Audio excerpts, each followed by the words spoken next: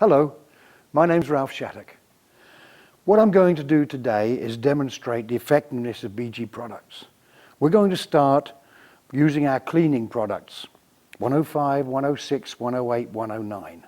We're going to show the demonstration with product number 109 because this one will cover all of the soft areas that 105, 106, 108 cover, but we're also going to do the hard deposits that form inside an engine around the rings. These are hard carbon deposits, so we need a different formulation from the 105, 106, 108. Okay? What I need for this demonstration is a can of product, obviously. We're going to use the 109. Okay? I'm going to need a test tube stand with a test tube, clean test tube. A plate to demonstrate the products, okay, with two bearings. A torch or a heat source of some sort. I like these small ones because they're easier to control the temperature coming out of it. A magnet to remove the bearing from the liquid, and a slops. We obviously need that to pour away the old fluids. So make sure you're well prepared before you start on any demonstration. Okay, so what I want to do first is start with 109. This is our compression restoration formula, and this demonstration shows how 109 effectively cleans up an engine with soft deposits and hard deposits. The demonstration we're going to do is just as effective for 105, 106 and 108, the quick clean versions, but the quick clean does not work on the hard deposits that build up around the rings on the engine. So what I've done today is I've taken two bearings here. They are coated in tar and oil sludge.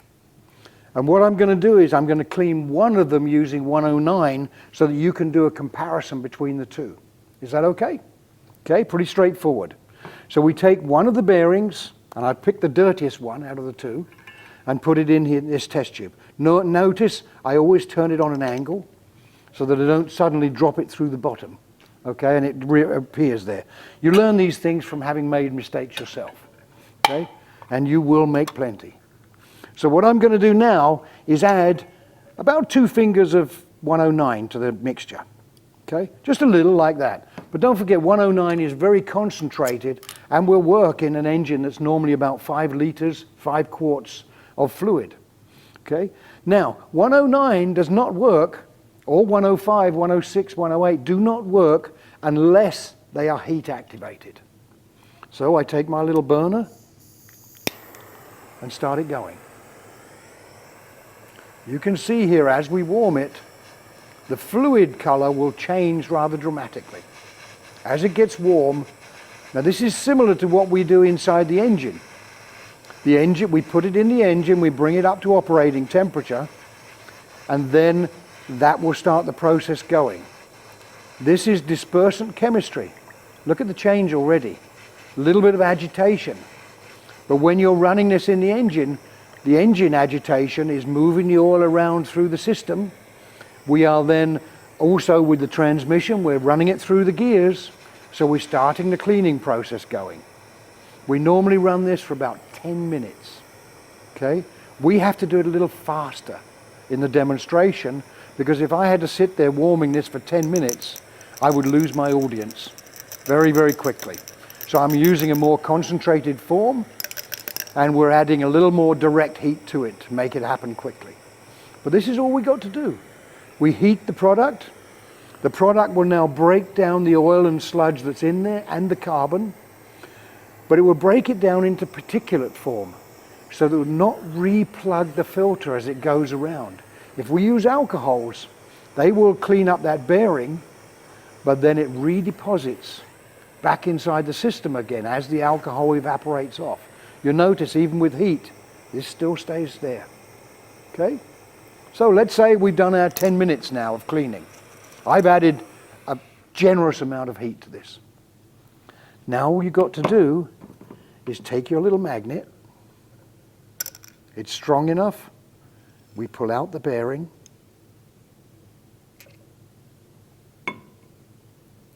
And we place it on the plate. Be careful. Surprisingly, it's hot. Okay, you don't want to burn yourself. So there is your nice, clean, shiny engine, or transmission, or power steering. All of the deposits that came off of this bearing surface have now been picked up by our fluid in here.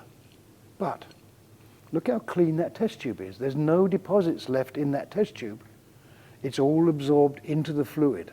So now when I drain the oil out, it comes out with the oil. Or you can use this in combination with the 9800 tool, and then we will take out an extra 200 milliliters of oil sludge that follows on, okay, if you want a completely clean engine. But you'll be amazed at how clean your engine comes just by using 109. Okay, let me show you.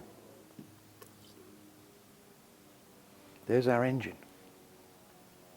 If you do this with 109 in a car, I recommend that you do a compression test first on the car. 109 will work on the hard deposits around the ring as well.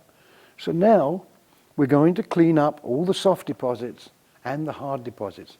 There's my engine that's left inside. There's the bearing surfaces. Which one works best for you?